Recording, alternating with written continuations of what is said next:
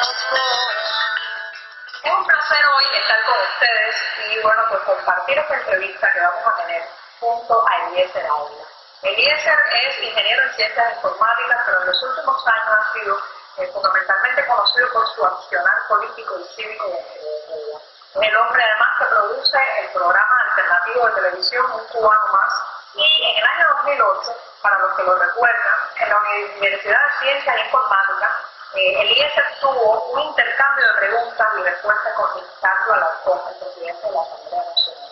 Bueno, voy a presentarme Eliezer Ávila, facultad número 2, líder del proyecto Vigilancia Tecnológica y Política, que es una de las, digamos, especialidades de Operación Verdad. En este caso se dedica al monitoreo constante de Internet y la emisión de reportes y combate como tal en esta área. ¿Qué es? ¿Y qué ha sido la Operación Verdad? La Operación Verdad es un proyecto que surge a partir de un activo de la VPC, un activo que es utilizado con este término cubano, era una rebelión que se hacía por los militantes declarados y los cuadros de la VPC de todos los lugares de la UCI. Y se hacía periódicamente, más o menos uno o dos anuales, según recuerdo, en el Palacio de las Convenciones.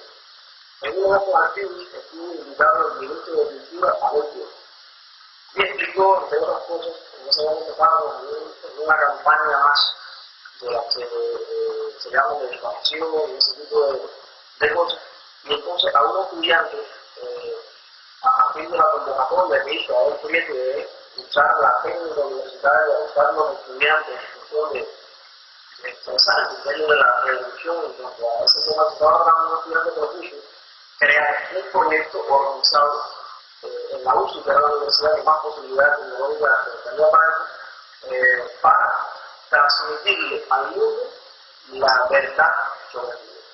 La verdad que el gobierno planteaba sobre Cuba, también en el contexto de elegir pueblos. Y secundó también el segundo objetivo importante del proyecto de Operación Verdad era hacerle saber al mundo la visión cubana sobre la política de los cubana. Bueno, ¿de qué año estamos hablando más o menos de la fundación de la Operación Verdad? Yo creo que es 2007-2008.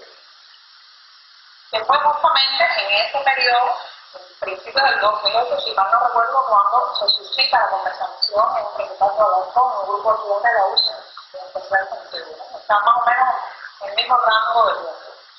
Yo creo que hacía ya varios meses, posiblemente un año, que estaba funcionando el proyecto porque ya era bastante maduro y se había consolidado un grupo de experiencias y había todo un aval ya del proyecto en ese momento. Estaba funcionando bastante años. ¿Y tú dirigías el proyecto? No, yo no era el principal responsable del proyecto, no soy el jefe del proyecto. Yo tenía a mi cargo una división del proyecto que estaba muy bien estructurado. Tenía alrededor de 7 o 9, podríamos llamarle de alguna manera divisiones o departamentos que se encargaban de hacer funciones específicas para la. El mío era el de vigilancia tecnológica, que consistía, como lo expliqué en aquella primera presentación, individualmente, en saber en cada momento toda la información en torno a Cuba, en torno al gobierno, en torno a Fidel, o sea, los principales gobiernos, se movía instantáneamente en el mundo. Era un monitoreo de prácticamente 24 horas. ¿Monitorear solamente o también contrarrestar esa información? El proyecto funciona como un todo. Nosotros detectábamos la información y había otro grupo como el nuestro, que eran los analistas, que de alguna manera formábamos parte de lo mismo, ¿no? Pero cada quien tenía su función. Había un grupo de analistas que eran estudiantes que tenían una mayor expresión oral, aportaban un grupo material y se conciliaba la respuesta que se debía dar en cada caso a lo que estaba escrito en el blog, en el sitio, en cualquier debate que se generara, para que hubiese una coherencia en ese sentido. Eso es muy interesante porque estamos hablando también de un periodo de tiempo en que comenzaron a surgir en Cuba algunos blogs críticos ya a nombre descubierto, o sea, sin seudónimo, las personas comenzaron a poner su nombre, su rostro, su foto, su número de carnet de identidad en espacios virtuales y críticas. Así que de alguna manera, en ese momento en que tú estabas participando en la Operación Verdad, me imagino que una de las personas que te tocaba monitorear era a esta que hoy te está entrevistando, ¿no? Ya nuevamente confesé que en ese caso yo diría, si no el objetivo principal, uno de los principales, que siempre debíamos estar al tanto de lo que pasaba, aunque con un detalle interesante. La cuestión no era leer, interpretar y analizar lo que ocurría en este caso.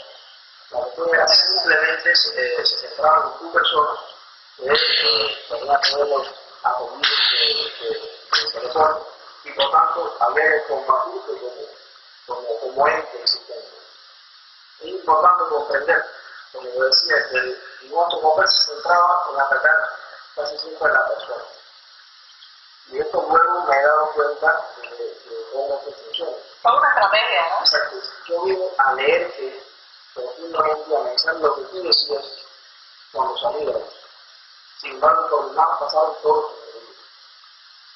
Había como un miedo al contagio también. Nadie iba a entrar a contradecirte la realidad que tú tienes. Porque si tú dices, esa construcción se está cayendo, nadie puede venir y decir que esa construcción está levantando. Es una cosa. Todo entraba en que no tenías crédito como persona, como intelectual, ni nada para expresar ese tipo de. Había personas allí que a veces se la botaban las ideas, ¿no? Y como tú le digas, todos los comentarios que tenían era siempre lo básico. Básicamente lo mismo. Ahora, ¿cómo se formaban estos grupos de la Operación Verdad? Los estudiantes, ¿por qué eran seleccionados para integrar la operación? ¿Había algún requisito académico? ¿Formar parte de la Unión de Jóvenes Comunistas, por ejemplo? El proyecto Operación Verdad era un proyecto macro, como si fuese un proyecto productivo. De hecho, se medían las metas producidas del proyecto mensualmente, semanalmente. Había una producción, pero ¿cuál es la producción? Una producción política. ¿Cuántos reportes se emitieron? ¿En cuántos blogs se pusieron opiniones? ¿En cuántos debates o foros se intervino y se contrarrestó las opiniones que allí se estaban generando? Esa es, en esencia, un tipo de producción. Cuando debo explicar también que no solamente la función era política, esto está muy estrechamente relacionado a la cuestión técnica, porque al mismo tiempo otra división del propio proyecto se dedicaba a crear tecnologías que pudieran posicionar mucho mejor las páginas web nuestras, digamos, fundamentales en este caso, en los buscadores internacionales, y también que, por ejemplo, cuando alguien pusiera una combinación de palabras, pues salieran los sitios web del gobierno y no otros sitios web.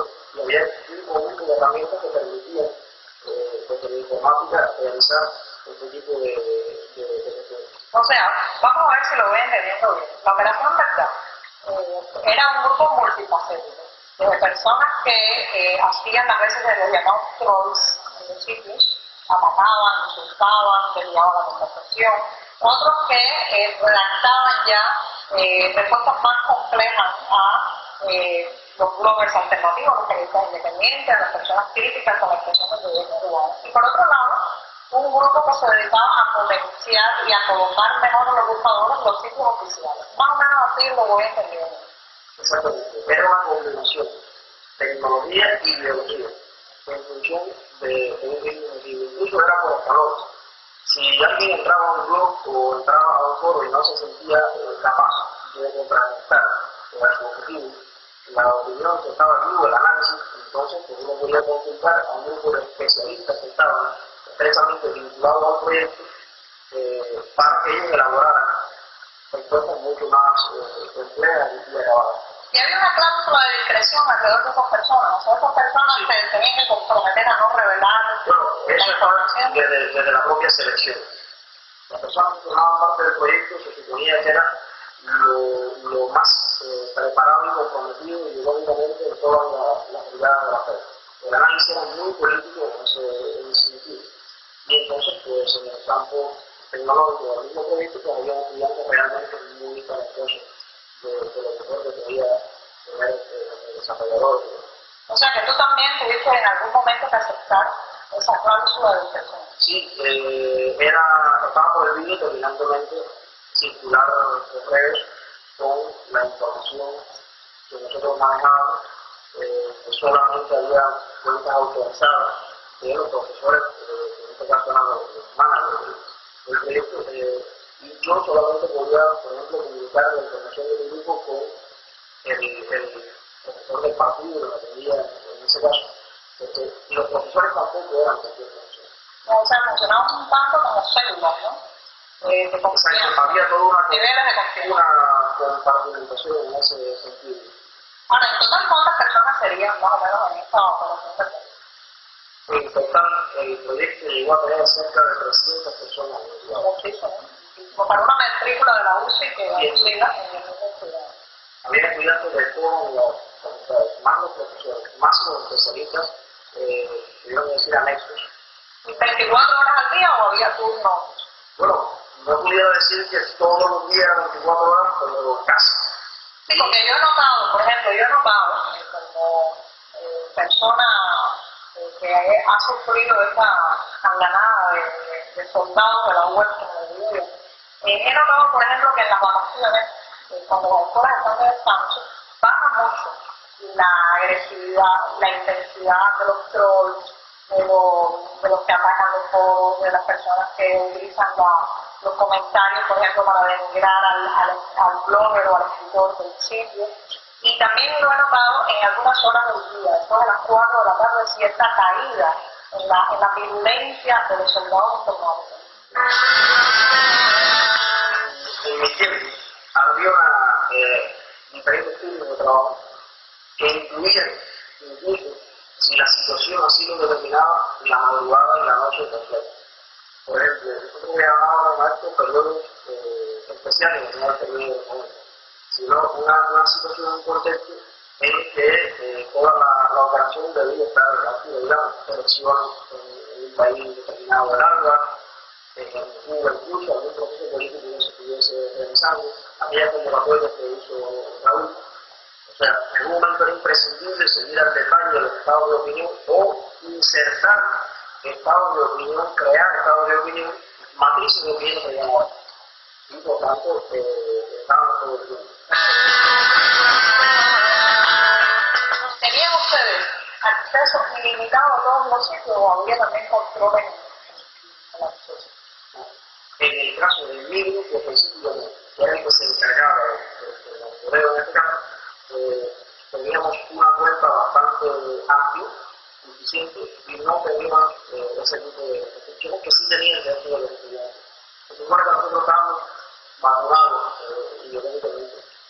Pero me imagino que los ataques no eran solamente contra sitios quizás de la tendencia ideológica diferente a la del gobierno, críticos, religiosos. Hay sitios que han sufrido mucho, como por ejemplo Rebolico, sencillamente un portal de clasificado de compra-venta, ¿no? También estaban esos tipos de sitios en el espectro de la agresión. Vamos a ver, en el espectro de la agresión estaban los sitios que estaban de alguna manera fuera del entendimiento mental que el jefe de turno que tuviera el proyecto. El proyecto era atendido incluso por algo del Consejo de Estado. Directamente. Y de vez en cuando recibía visitas del Consejo de Estado, estaba atendido directamente por alguien en la rectoría de la universidad. Eso estaba hasta el máximo nivel.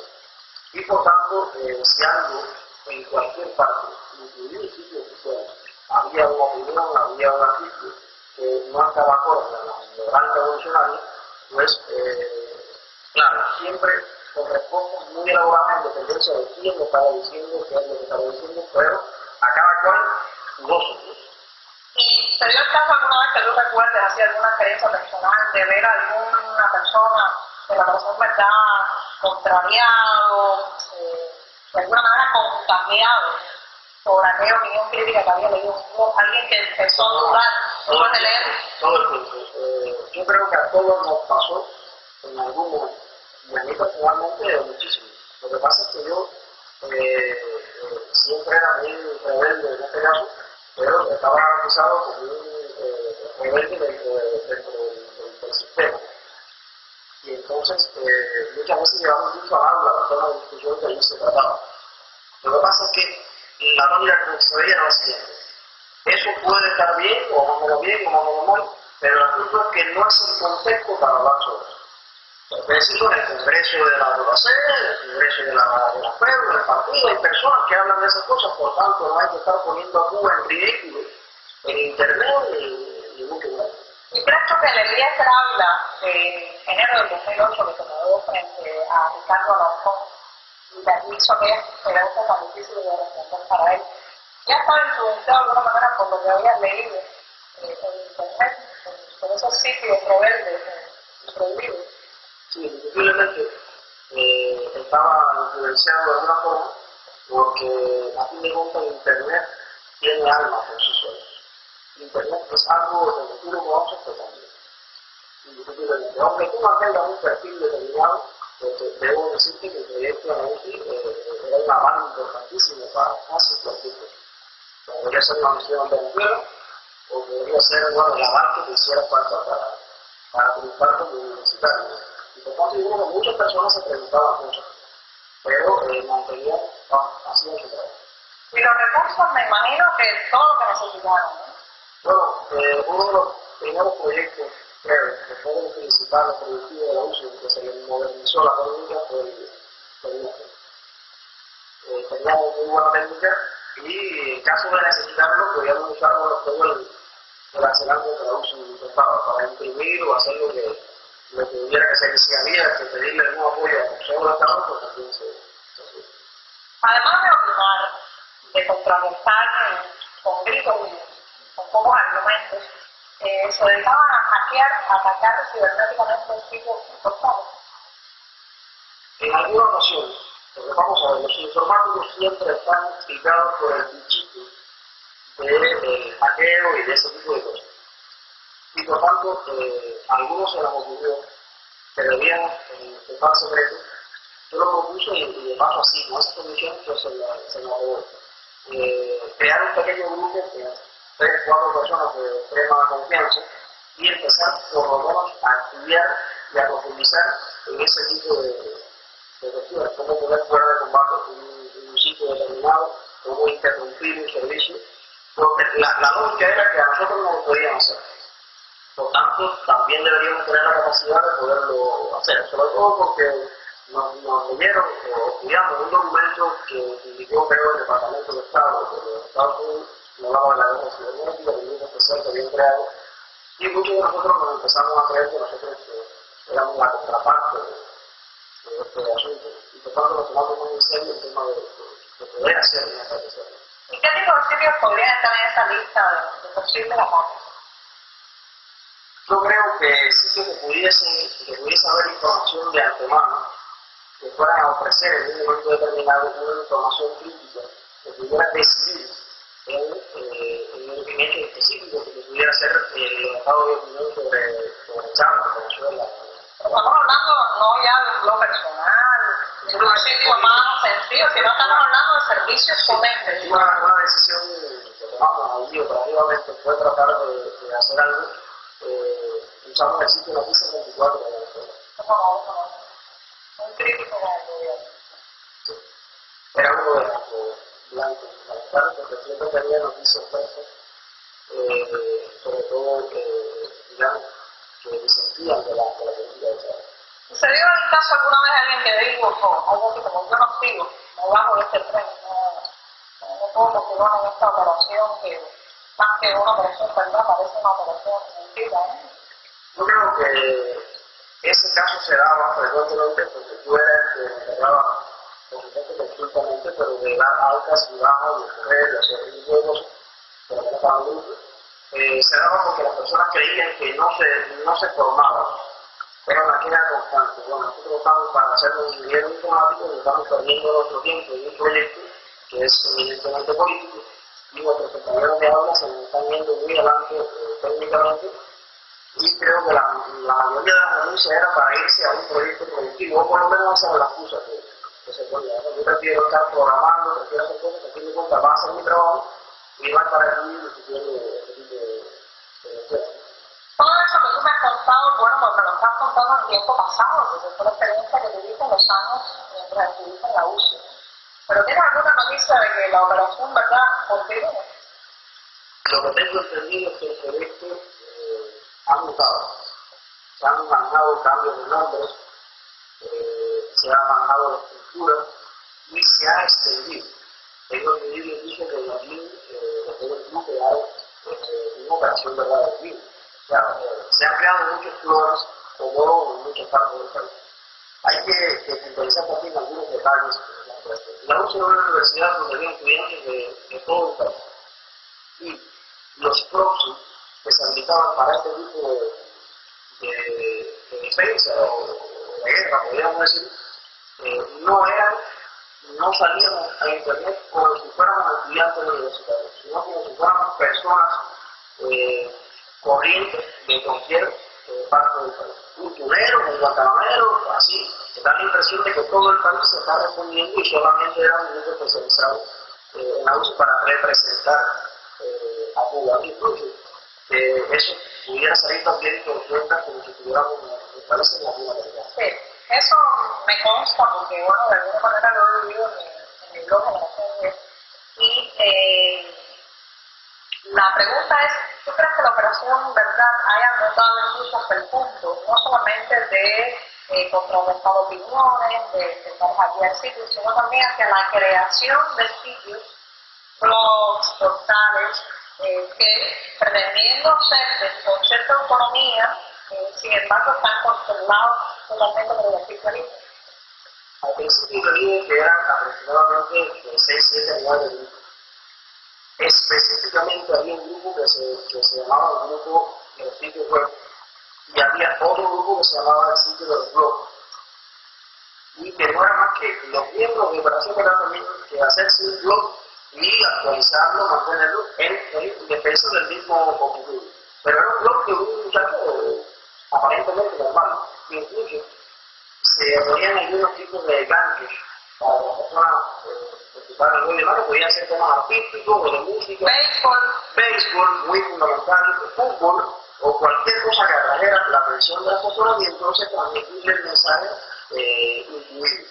Pero esa era su producción. ¿Cuántas veces ha actualizado el blog en la semana? ¿Cuántas visitas tienes? Era muy riguroso en eso. O sea, podía hacerse un análisis de una persona que un blog tuviera pocas visitas. ¿Por qué no ha provocado que haya más visitas, que haya más ranking? Y ese era la eficiencia de las personas que aprendían. Es un trabajo. En los últimos años hemos visto una tendencia en el gobierno cubano a crear sucedáneos nacionales de sitios muy conocidos, ¿no? Como puede, por ejemplo, ser la enciclopedia Wikipedia, que en teoría pues es alimentada por millones de personas en todo el mundo que colocan ahí perfiles, fichas, temáticas, etc. Y bueno, pues hemos visto aquí el nacimiento del Pulret, ¿no? Incluso hasta un Facebook cubano, que no sé muy bien qué ha sido de él, porque hace rato no puso hablar, ¿no? ¿Crees que eso también está en una de las líneas de trabajo de los operadores, la verdad? Sí, yo creo que todo forma parte de una misma estrategia, porque luego de salir de la lucha, que me mandaron como 2 años para hacer el club de padre, tuve entonces la segunda experiencia fuerte de Berlín, de como trabajador de los jóvenes, tener obligatoriamente que escribir, creo que eran 8 o 10 artículos para ocurrir mensualmente. Si no te afectaba el salario. Casi de lo que tú quisieras. Casi de lo que tú quisieras. La cuestión estaba en dar cuerpo a una enciclopedia cargándola de miles y miles de artículos de la historia local, de la corte, de lo que tú pudieras averiguar. De botánica, por ejemplo, que podría tocar una ficha botánica. Exactamente. ¿Tú sabías algo de eso? Ni idea. Y además, los instructores del libro lo que más se quedaban era, bueno, yo estoy aquí para hacer mi trabajo, que los niños duelen, enseñar Visual Basic o enseñar Photoshop. ¿Qué tengo que ver yo con estar creando artículos? Por suerte. Pero eso me asusta porque el Pulret se está distribuyendo en muchas escuelas en Cuba. Se le está dando a nuestros niños y nuestros adolescentes como un referente, como una base de datos para buscar información. ¿Qué se hace normalmente? Un instructor obviamente no tiene ni la preparación, a veces también la capacidad, y fundamentalmente no tiene el deseo ni la vocación de estar escribiendo nada de esto. Se encuentra un libro donde viene la biografía de la Revolución Socialista de Octubre y dice, bueno, ¿cuántas biografías? 100 biografías, bueno, yo tengo 100 artículos y resuelvo mi escrito. y empiezan a copiar. Y al final terminan también copiando de Wikipedia, o sea que Eso era lo peor. Nos reíamos mucho de eso, ¿no? ¿Y tú qué vas a hacer, no? Mira lo que me encontré aquí, que se... Y entonces, pues era así, copiarle la wiki, cambiarle la referencia, porque esto es una cosa que sí me llamó la atención desde que yo era casi que adolescente, pionero. El tema de por qué no podía suceder en Cuba nada espontáneo. ¿Qué hace falta que la gente defienda el país? Pues pone internet a la gente. Y si la gente cree que debe defender el país, y la gente cree que debe defender el comunismo, debe defender el bipartidismo, debe defender un sistema de elecciones donde no votan por su presidente, o debe defender lo que crea, entonces que lo haga.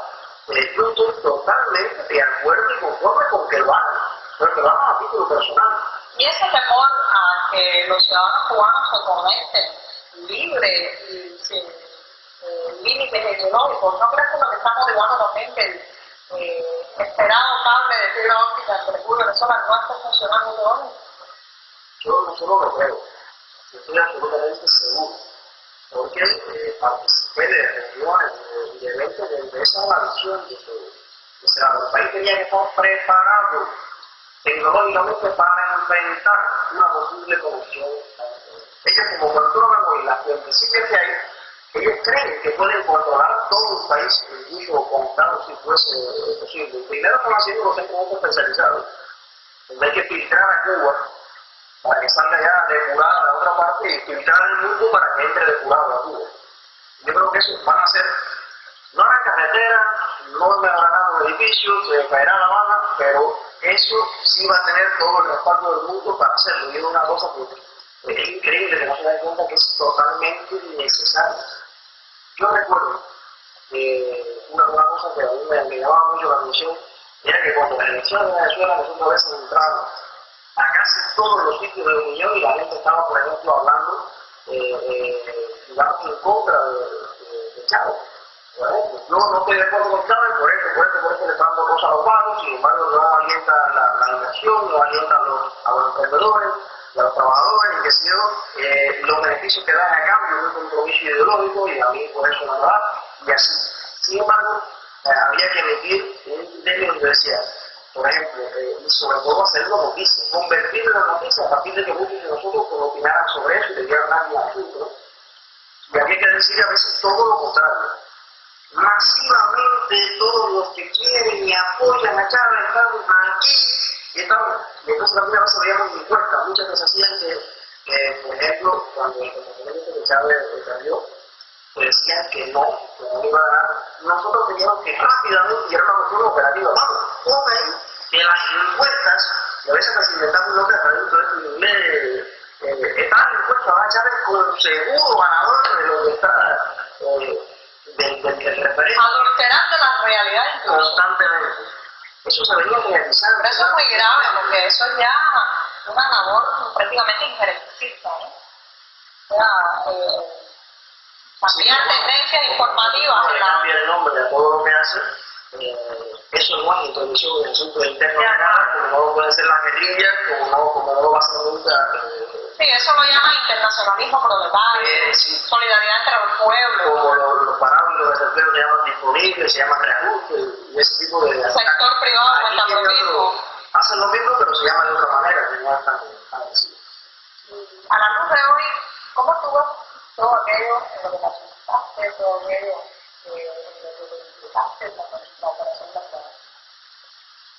Yo lo primero que debo decir es que no tengo muchas cosas de carga positiva, porque en aquel momento hice lo que, según mi conocimiento y mi información, debía hacer, y estaba muy consciente de lo que estaba haciendo, y ahora hago lo que, a la luz de los hechos, de la información, de los argumentos, de lo que he leído, de lo que he conocido, me suena racional que debo hacer. Ahora, en mi caso simplemente pasó algo. En aquel momento, yo estaba casi seguro de que el problema no era el sistema. El problema eran todas las personas que hacían malas cosas. Luego una experiencia me trajo el tema de que qué casualidad que hasta mis mejores amigos, personas que me ayudaban mucho, luego de un tiempito en cualquier tipo de cargo no servían ni como persona, ni como dirigente, ni como nada. Entonces hay algo que estaba corrompiendo a las personas. Y es un ciclo eterno, que con el mismo sistema no va a cambiar, y es el propio sistema. como están configuradas las cosas, como están diseñadas las políticas, las leyes, los procedimientos, y eso sí tiene un nivel de límite. Pero eso es el máximo nivel, que eso sí lo deberíamos estar viendo el sector cuestionable. Yo me cuestiono, excepto el máximo nivel, de ahí para abajo todo, estando en el proyecto de la Nación de la. Pero luego, porque el proyecto lo terminé por el cuarto año para dedicarme un quinto a la tesis, ellos mismos me lo sugirieron.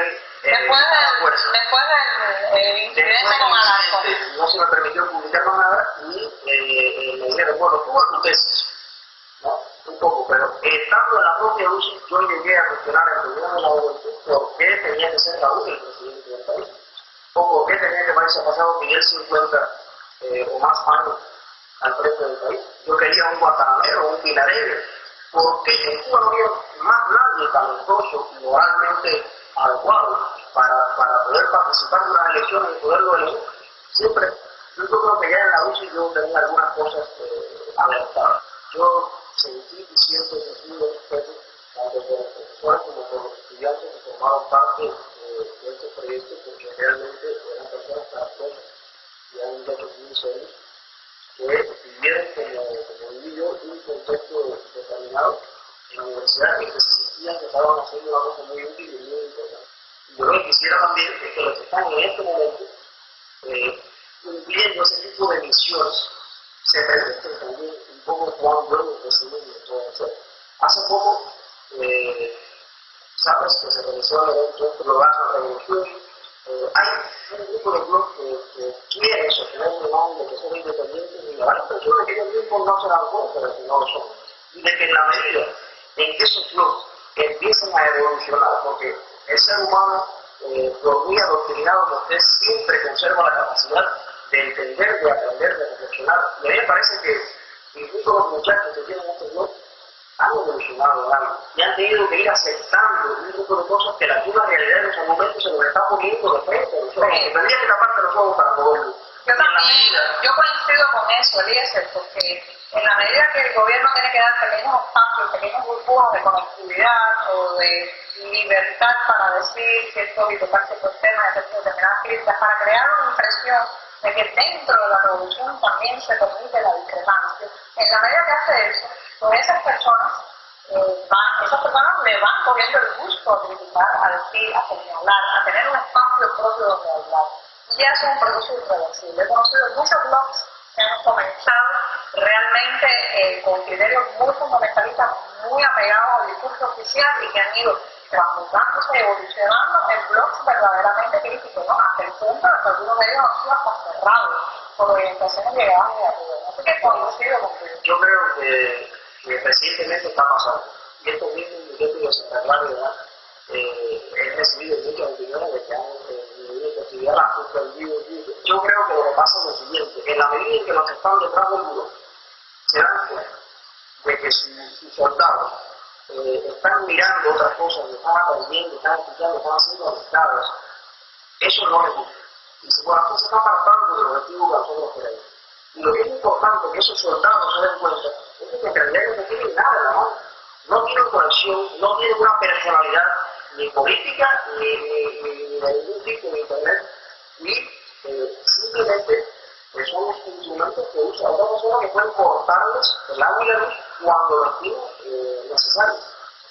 Permítame que se me diga, yo no participaría en ningún evento, floro o donde fuera, que estuviera prohibida la participación, que no se invitara a nadie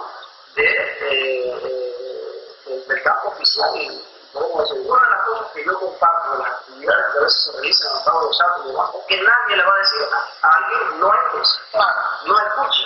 Nosotros tenemos la puerta de los. No participe. Yo creo que esta diferencia en que uno dice vamos a incluir, vamos a conversar, y otros dicen yo no tengo nada que hablar, yo pienso así, a ultranza y hasta la muerte. Esta segunda posición no pega con no pega con la gente que de verdad quiere lo mejor para el país y quiere cambiar y revolucionar las cosas. Porque de todo corazón a lo que yo aspiro es a que en un futuro, si es posible, el nombre de quiero discutir con hombres libres. Yo quiero debatir con personas independientes. Yo quiero discutir con personas con criterios. La gente quiere hablar. Nadie quiere callarse y no hablar. La gente quiere compartir opinión. Yo creo que al final esto se va a imponer porque eso sí es revolución. Sin lugar a dudas, y usted también, espectador que nos está escuchando, algún día, no importa si usted ahora mismo trabaja dentro de las filas de la Operación Verdad o es de los que son atacados por estos soldados de la web, no importa. Algún día usted también puede estar sentado en esta fila. Muchísimas gracias.